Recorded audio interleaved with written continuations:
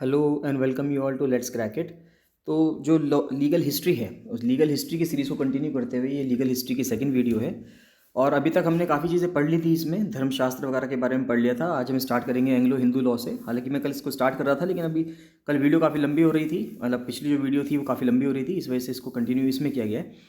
Start करने से पहले बताना चाहूँगा कि लेट्स क्रैकेट का फ्री टेलीग्राम चैनल है, तो जो भी लोग यहाँ पे वीडियोस देखते हैं, यहाँ पे फॉलो करते हैं, वो प्लीज़ जो फ्री टेलीग्राम चैनल है लेट्स क्रैकेट का, उसको ज़रूर से ज़रूर ज्वाइन कर लें, जिससे कि आपको सारे अपडेट्स वहाँ पे मिलते रहें।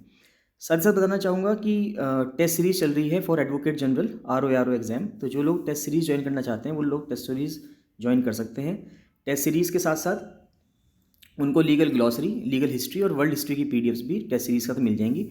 पूरा टेस्ट सीरीज़ का जो शेड्यूल है वो ग्रुप में बताया गया है, तो आप उस पर अगर आपको ज्वाइन करना है तो 7665804421 पर आप कॉल या मैसेज कर सकते हैं और टेस्ट सीरीज़ ज्वाइन कर सकते हैं। चलिए स्टार्ट करते हैं। तो एंग्लो हिंदू लॉ की अगर मैं बात करूँ, इससे पहले हम क्लासिकल हिंदू लॉ पढ़ चुके पिछली वीडियो में। अगर आपने वो नहीं देखी है तो उसको जरूर देख लीजिए, बहुत ही इंपॉर्टेंट वीडियो है। और आगे आने वाला जो एग्जाम है आपका 23 जनवरी 2022 को, उसके लिए ये बहुत इंपॉर्टेंट है। तो एंग्लो हिंदू लॉ क्या कहता है कि एंग्लो हिंदू लॉ को हम दो ग्रुप्स में, दो फेजेस में डिवाइड कर सकते हैं। पहला फेज था जब एंग्लोज यानी कि इंग्लैंड यानी कि इंग्लिश जो लोग थे, उन्होंने भारत पे अपना रूल स्टार्ट किया था, यानी कि 1772 से 1864 तक। और तो दिस फेज स्टार्ट्स इन 1772 जब ब्रिटिश ने अडॉप्ट किए rules for administration of justice in Bengal. तो बंगाल में जब उन्होंने जस्टिस करना स्टार्ट किया, जस्टिस एडमिनिस्ट्रेशन स्टार्ट किया 1772 में, तब से लेके 1864 तक उनका ये लॉ चला, जिस टाइम पे ईस्ट इंडिया कंपनी रूल कर रही थी भारत में। आफ्टर 1864 टिल 1947 तक फिर ब्रिटिश क्राउन ने भारत पे रूल किया। After 1864 India was formally part of the British empire, है ना, ब्रिटिश क्राउन का पार्ट हो गए थे हम, ब्रिटिश एम्पायर का। और 1947 में इंडिया आज़ाद हुआ। तो क्या क्या इंपॉर्टेंट फीचर्स हैं एंग्लो हिंदू लॉ के, अगर हम देखें तो पहला फेज़ जो 1772 से 1864 तक है उसमें देखें तो in the first phase between 1772 and 1864 तीन तरह से मेन डेवलपमेंट्स हुई जो एंग्लो हिंदू लॉ में हुई। तो क्या तीन डेवलपमेंट्स थी वो देखें। तो पहला तो ये था कि जो इंपॉर्टेंट धर्मशास्त्र टेक्स्ट थे, जैसे कि मनुस्मृति, याज्ञवल्क्य स्मृति जो हमने ऊपर अभी पढ़ी, ये जो तीन धर्मशास्त्र टेक्स्ट थे उनको कंपाइल किया गया और ट्रांसलेट किया गया। अलग अलग जो ब्रिटिश एडमिनिस्ट्रेटर स्कॉलर्स थे उनके द्वारा इनको ट्रांसलेट किया गया। जैसे विलियम जोन्स हुए, इन्होंने तो एशियाटिक सोसाइटी ऑफ बंगाल भी बनाई थी, है ना। हेनरी थॉमस कॉलब्रूक हुए, JCC स्यूदरलैंड हुए, हैरी बोरोडेल हुए। तो ये लोग जो थे ये ब्रिटिश एडमिनिस्ट्रेटर भी थे और स्कॉलर्स भी थे। इन्होंने कई सारे जो धर्मशास्त्र के टेक्स्ट थे उनको कंपाइल किया और ट्रांसलेट किया, जिससे कि ब्रिटिशर्स यानी कि ईस्ट इंडिया कंपनी के जो लोग थे वो अच्छे से यहाँ के लोगों को गवर्न और रूल कर सके। The rules from these text were applied to Hindus. तो जो रूल्स थे वो अप्लाइड होते थे हिंदूज पे in order to expand British rule in India. तो ब्रिटिश रूल को भारत में एक्सपैंड करने के लिए, उसको विस्तार करने के लिए ब्रिटिश रूल को, इन रूल्स को अप्लाई किया जाता था। सेकेंडली कहता है कि द कोर्ट पंडित्स, है ना, कोर्ट में कुछ पंडित्स को अपॉइंट किया गया। Court pandits were used in the British courts, है ना, ब्रिटिश की जो कोर्ट्स हुआ करती थी उनमें कोर्ट पंडित का इस्तेमाल किया जाता था टू एड द ब्रिटिश जज। ब्रिटिश जज की हेल्प करने के लिए, सहायता करने के लिए पंडित रखे जाते थे with the interpretation of the Dharmashastra text. ये पंडित क्या करते थे, जो धर्मशास्त्र टेक्स्ट हैं उनका इंटरप्रिटेशन करते थे और जजेस को समझाते थे कि अकॉर्डिंग टू हिंदू टेक्स्ट जो धर्मशास्त्र है उसके हिसाब से इस पर्सन को क्या सज़ा मिलनी चाहिए जो उसने ये गलती करी है। और फिर जो वहाँ पे जजेस हुआ करते थे वो अपने जो इंग्लिश लॉ हुआ करता था, जो उनका अंग्रेज़ों का जो कानून था वो उस कानून से मैच करते थे और फिर दोनों का कोऑर्डिनेशन करके, समन्वय बना के फिर वो पर्सन को सजा देते थे with the interpretation of the Dharmashastra text and implementation of the classical Hindu law. तीसरा कहता है the court pandits became redundant due to sufficient proliferation and development of established case laws of some precedent value. धीरे धीरे क्या हुआ कि जब कोर्ट पंडित्स ने ऐसे ऐसे केस में हेल्प करनी शुरू कर दी, बाद में धीरे धीरे कोर्ट पंडित्स बढ़ते चले गए, सफिशिएंट प्रोलिफरेशन हो गया, यानी काफ़ी ये बढ़ गए। और बाद में क्या हुआ कि प्रेसिडेंट वैल्यू के कुछ केस लॉज बन गए। यानी केस लॉज क्या से होते हैं कि एक केस किस तरह से चला, अगर सेकंड केस भी उसी तरह से आता है तो क्या होगा कि फर्स्ट केस का जो जज होगा या लॉयर्स होते हैं वो फर्स्ट केस में, यानी कि पहले जो केस हुआ होगा उसमें जिस तरह से प्रोसीडिंग्स चली होंगी उनकी हेल्प लेकर दूसरे केस को सॉल्व करने की कोशिश करता है।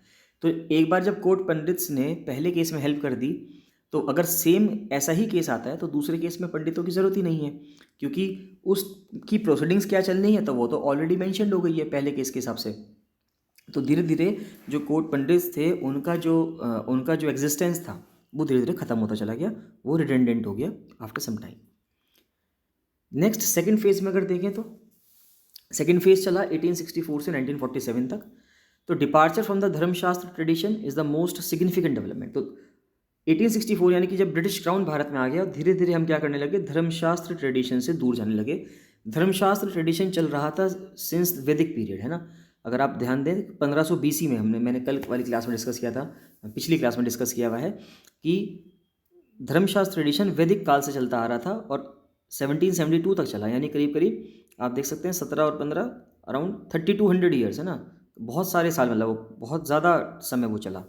बल्कि अंग्रेज़ों के आने के बाद वो धीरे धीरे ख़त्म होता शुरू हो गया। मोस्ट सिग्निफिकेंट डेवलपमेंट क्या था कि धर्मशास्त्र ट्रेडिशन से हम डिपार्ट करने लगे, यानी कि दूर जाने लगे। सिस्टम ऑफ कोर्ट पंडित जो था वो ख़त्म हो गया, एंड हो गया, क्योंकि कई सारे केस बन गए थे अब। Since there were problems with implementing the classical Hindu law, क्योंकि क्लासिकल हिंदू लॉ को इम्प्लीमेंट करना बहुत मुश्किल था, ब्रिटिश ने लेजिस्लेट किया और कोडिफाई किया अलग अलग कानून को और एक्ट्स को, largely in the form of English legal system और the modern form of law. जो आज का मॉडर्न फॉर्म ऑफ लॉ है, यानी कि जो बेसिकली इंग्लिश लीगल सिस्टम है, उसमें अंग्रेज़ों ने जो भारत के कानून थे, अलग अलग धर्म के, अलग अलग रिलीजन में कस्टम्स थे, कानून थे, उनको कोडिफाई करना की कोशिश करी और उनको कोडिफाई करके इस तरह से बना दिया कि अब वो इंग्लिश लीगल सिस्टम के हिसाब से इम्प्लीमेंट हो सके। The British felt that there were diverse customary legal practices. बिल्कुल सही बात है, क्योंकि भारत में डाइवर्सिटी इतनी है तो इसलिए कस्टमरी लीगल प्रैक्टिसेस भी डाइवर्स होंगी बहुत ज़्यादा, कि हर जो प्रांत के लोग हैं, हर धर्म, हर वेशभूषा, यानी जो भी अलग अलग तरह के लोग हैं, सबके अलग अलग कस्टमरी लीगल प्रैक्टिसेस अलग अलग होती हैं अमंग वेरियस रीजन्स, है ना, अलग अलग जगहों पे और अलग अलग कम्युनिटीज़ में भारत में। And they were not necessarily administratively और otherwise connected with the idealised legal system of Dharmashastra. तो जरूरी नहीं है कि सारी की सारी कम्युनिटीज़ जो धर्मशास्त्र का आइडियलाइज्ड लीगल सिस्टम है उससे कनेक्टेड हों। हो सकता है कुछ लोगों के अपने लोकल टेक्स्ट्स हों, वो उससे गवर्न होते हों, धर्मशास्त्र से गवर्न ही ना होते हों। यानी भारत में इतनी विविधता थी और आज भी है कि इतने अलग अलग कानूनों से वहाँ पर फैसले सुनाना बहुत मुश्किल था। इसलिए ब्रिटिशर्स ने सोचा कि हम एक single unified codified British legal system को ही भारत में इम्प्लीमेंट करेंगे। तो ब्रिटिश एडमिनिस्ट्रेटर्स अंडरटुक स्टडीज़, उन्होंने काफ़ी अंडरटुक स्टडीज़ करी, यानी कि स्टडीज़ का मतलब है कि वहाँ पे देखा कि किस तरह से किताबों में से, जो भारत की जितनी भी किताबें थी उनमें से क्या क्या हम कानून को ले सकते हैं। And compiled the diverse customary rules, और उन्होंने कंपाइल कर दिए जितने भी भारत में डाइवर्स कस्टमरी रूल्स थे उन सबको कंपाइल करा, प्रैक्टिस्ड अमंग डिफरेंट कम्युनिटीज़, जो अलग अलग तरह की कम्युनिटीज़ में प्रैक्टिस हुआ करती थी। These customary rules were consultative resources for the courts. तो ये बाद में जो कंसल्टेटिव रूल्स को कोडिफाई किया गया, ये बाद में क्या बना, कोर्ट के लिए ये हेल्प करी, कोर्ट के किस रूप में, कंसल्टेटिव रिसोर्स के रूप में, कि लोग इस तरह, यानी जो जजेस हैं वो इनसे कंसल्ट कर सकते थे कि अगर वो सज़ा सुना रहे हैं इसकी, तो इसकी सज़ा हिंदू ट्रेडिशन के हिसाब से या और कोई ट्रेडिशन है उनके कस्टम के हिसाब से धर्मशास्त्र में क्या लिखी गई है इसकी सज़ा, वो भी वो उससे देख सकते थे। नेक्स्ट आता है मॉडर्न हिंदू लॉ। तो जो मॉडर्न हिंदू लॉ है वो क्या है, ब्रिटिश ने अडॉप्ट किया 1864 और 1947 के बाद मॉडर्न लॉ, है ना। इस टाइम पे उन्होंने मॉडर्न लॉ या इंग्लिश लीगल सिस्टम अडॉप्ट किया और रिप्लेस कर दिया जो उससे पहले एग्जिस्टिंग इंडियन लॉज हुआ करते थे, except for laws related to family और personal matters like marriage, inheritance and succession of property. उन्होंने, ब्रिटिश ने अपने काल में 1772 के बाद या 1864 के बाद 1947 तक उन्होंने ब्रिटिश लीगल सिस्टम की तरह से ही सारे कानून अपनाए भारत में, लेकिन कुछ एरियाज़ उन्होंने छोड़ दिए जिनको उन्होंने नहीं छेड़ा इतनी जल्दी, जैसे कि फैमिली या पर्सनल मैटर्स हो गए, जैसे कि शादी का काम हो गया, इनहेरिटेंस हो गया, यानी कि प्रॉपर्टी किसके बाद, फादर के बाद सन को जाएगी, इनहेरिट होगी, है ना, सक्सेशन ऑफ प्रॉपर्टी हो गया, तो इन सब को उन्होंने नहीं छेड़ा।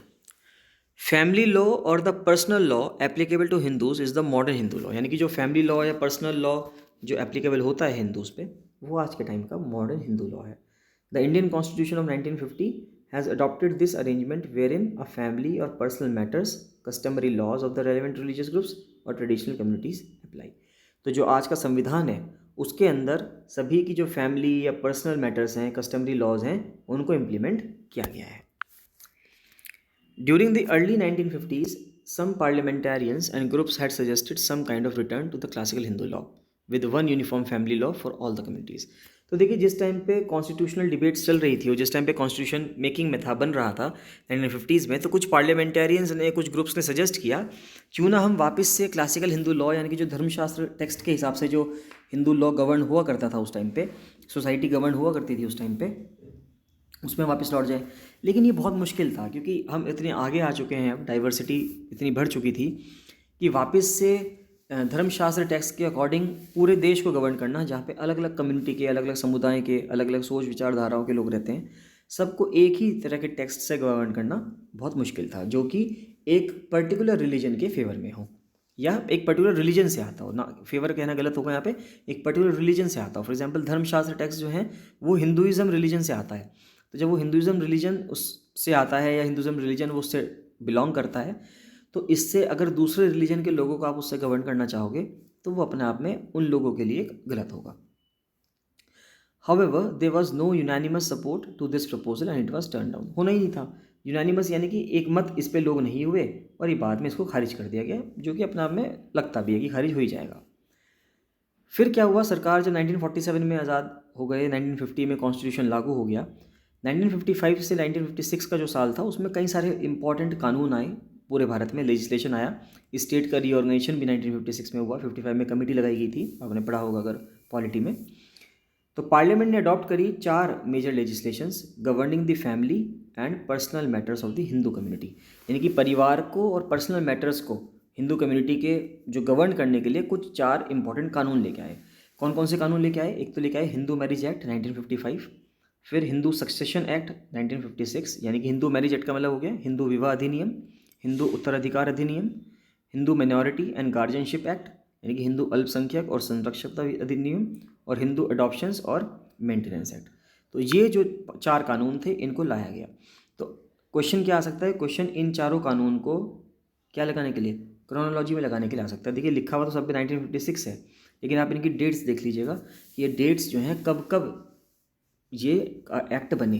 तो अगर ये चारों कानून आ जाते हैं इससे, और चारों कानूनों को अगर लगाने के लिए आ जाए क्रोनोलॉजी में, जिससे कि आप लगा के आ पाएँ वहाँ पे। तो these codified laws are the first points of reference for the modern Hindu law. तो जो मॉडर्न हिंदू लॉ है, जो यानी कि जो आज के टाइम पे एप्लीकेबल है, उसके लिए जो बेसिक कॉडिफाइड करके जो लॉ बनाए गए वो ये ऊपर के 4 पॉइंट थे, यानी कि 4 जो ऊपर के कानून दिए गए, जो बताए गए, ये चारों कानून जो थे इनको कॉडिफाई कर दिया गया, चाहे वो सक्सेशन एक्ट हो, हिंदू मैरिज एक्ट हो, है ना, या मेंटेनेंस एक्ट है। तो ये सभी एक्ट्स के अंदर बताया गया है कि किस तरह से हिंदू सोसाइटी की जो लोग हैं वो गवर्न होंगे। नेक्स्ट आता है इस्लामिक लॉ। तो जो फर्स्ट मुस्लिम सेटलर्स जो भारत में आए वो आए 7th सेंचुरी AD में, ठीक है। उसके बाद फिर अरब मर्चेंट्स आए मालाबार कोस्ट पे, साउथ इंडिया में, ये आपको पता ही होगा कि केरला में आए थे, है ना। और 12th सेंचुरी AD में वो आए, और 12th सेंचुरी AD में क्या हुआ, टर्किश इन्वेजन हुआ, यानी कि जो तुर्की से जो इन्वेडर्स आए उन्होंने भारत पे इन्वेजन कर दिया, और उसके चक्कर में वो इस्लाम धर्म को भी भारत में लिया। फिर मुगल्स आए 16th सेंचुरी में, यानी कि 1526 में बाबर आए। The Mughal judicial and administrative systems were introduced in India, यानी कि जो मुगल जुडिशियल और एडमिनिस्ट्रेटिव सिस्टम था उसको भारत में इंट्रोड्यूस कर दिया गया। फिर आता है the Mughal court systems were later replaced. बाद में मुगल कोर्ट जब लास्ट में 1857 में, या उससे पहले ही 1772 में, हालांकि क्योंकि उस टाइम पे मुगल्स की जो ताकत थी वो ख़त्म हो चुकी थी, मुगल्स का जो पूरा ग्रैंडियर था वो ख़त्म हो चुका था, तो मुगल कोर्ट सिस्टम्स को लेटर रिप्लेस कर दिया गया इंग्लिश लीगल सिस्टम से, है ना, 1772 से। हालांकि मुगल्स की फैमिली आखिरकार ख़त्म होती है 1857 में, जब फर्स्ट वॉर ऑफ इंडिपेंडेंस होता है बहादुर शाह जफर II के मरने के साथ साथ। जब वो या मरे नहीं थे, उनको तो जेल भेज दिया गया था, मांडले म्यांमार में जेल में भेज दिया गया था, उनके दोनों बच्चों को मार दिया गया था। तो इंडियन लीगल सिस्टम तो 1772 से लागू हो गया था, बल्कि जबकि जो मुगल फैमिली थी वो 1857 में ख़त्म हुई थी, when the British adopted rules for administration of justice in Bengal. तो 1772 में ब्रिटिशर्स ने रूल्स को अपना लिया था एडमिनिस्ट्रेशन करने के लिए, किसका, जस्टिस का, बंगाल में। So this is all for the first chapter, ये फर्स्ट चैप्टर में था। अभी इसमें और जो थोड़ा बहुत बचा है, अभी और इसमें कुछ वीडियोज़ आएंगी, 2-3 चैप्टर इसमें और हैं इंपॉर्टेंट, जिससे कि आपका ये पूरा लीगल हिस्ट्री कवर हो जाएगी। इन वीडियोज़ को आप कई बार देख लीजिए, जिससे कि आपकी पूरी लीगल हिस्ट्री तैयार हो जाए। इन केस अगर आप चाहते हैं कि आपको लीगल हिस्ट्री की PDF मिल जाए और अगर आप टेस्ट सीरीज ज्वाइन करना चाहते हैं तो आप टेस्ट सीरीज जरूर ज्वाइन कर लीजिएगा, ये आपके लिए बहुत बेनिफिशियल होगी। अभी कुछ दिन बचे हैं तो भी है, जैसे आज 23 है और नेक्स्ट 23 को पेपर होगा, यानी कि देयर इज़ 1 मंथ है ना, 1 महीना है। 1 महीने में आप अच्छे से प्रिपरेशन कर सकते हैं। 1 महीना एक सफिशिएंट अमाउंट होता है, और अगर आप टेस्ट सीरीज देंगे तो इससे आपको कॉन्फिडेंस बहुत ज़्यादा बिल्डअप होगा। तो अपना कॉन्फिडेंस बिल्डअप करने के लिए आप टेस्ट सीरीज जरूर ज्वाइन कर लीजिए। टेस्ट सीरीज ज्वाइन करने के लिए आप 7665804421 पर कॉल या मैसेज कर सकते हैं। चलिए, thank you and bye bye.